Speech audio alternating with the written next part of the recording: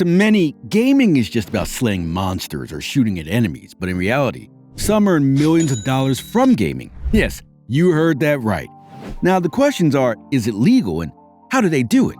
Hi, and welcome to today's video where we will dive into the black market of gaming. Each day, hundreds of millions of people spend most of their day glued to the screen, playing whatever games they enjoy. But while some spend their time mining coins or slaying monsters to win a few coins, some would rather cut corners. So they get coins from other sources to level up, and one place common for such is the black market. Initially, when this gaming black market was created, it was to allow interaction between several players and provide a platform where they were exchanged tokens and items without any hassle. But due to the high demand for these tokens, many decide to monetize them by asking for a fee from players for items required. So, how do they have access to enough items to sell? You know the answer: hacking.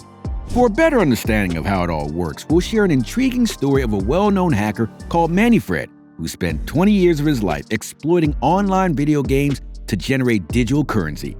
Initially, it was out of boredom, but on seeing the potential that it had, he focused on it squarely and became a major menace in the gaming society. So Manfred began his hacking journey with Ultima. The hacker discovered that with a little reverse engineering, he could make a lot of changes to the massive multiplayer online role-playing game, or MMORPG. The first thing he did was to gain items that enhanced his character by stealing from his enemies. In the game, there were these online houses that served as storage to keep expensive and rare items that not everyone had access to.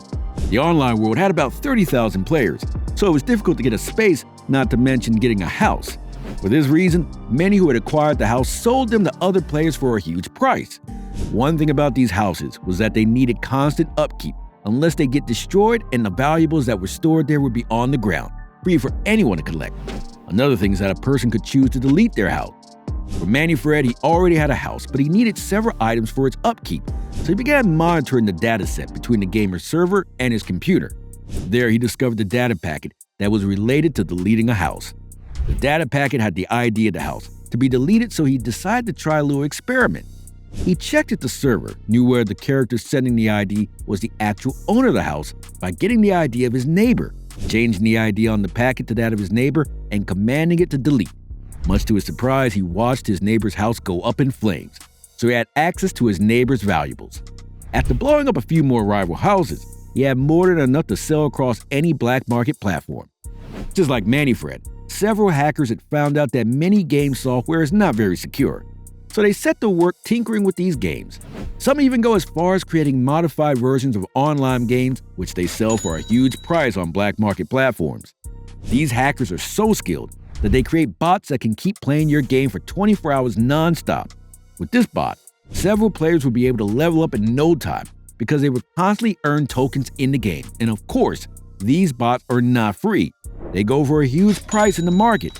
When eBay stopped the sale of digital items, this was when black market sales bloomed.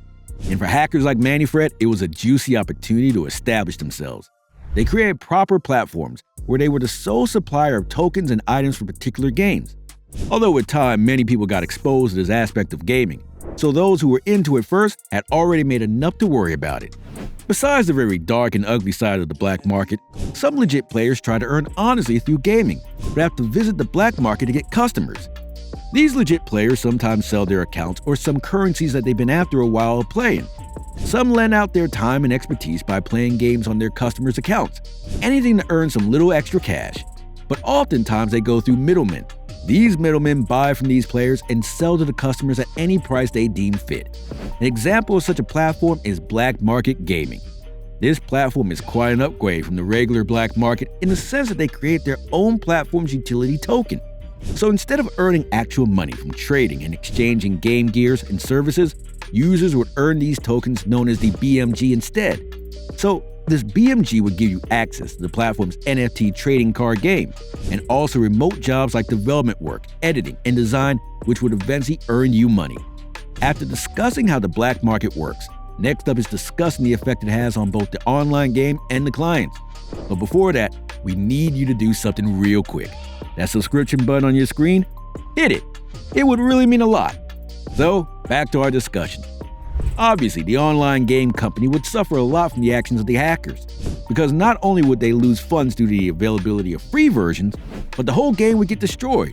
A good example is what Manfred did to Ultima along the way. Manfred had shared details about the bugs in the game to a general manager of the company. The GM had agreed to work with him to fix these bugs.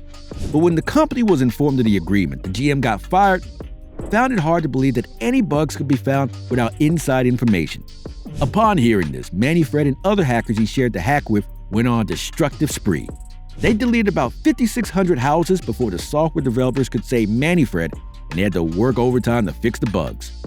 For the customers who go to these black market platforms to acquire free versions, it comes with a lot of risk, and we'll list some of the biggest risks. Most game hackers only have the intention of stealing from the gaming platforms, but some are not afraid to gain access to clients' details through these means. Once you buy free versions or cheaper versions of a game, you could indirectly install malware or viruses on your device. And through this, cybercriminals can have access to your personal information, which they could use for dubious pursuits. Using cheat codes or buying items through third-party sellers is also not without risk.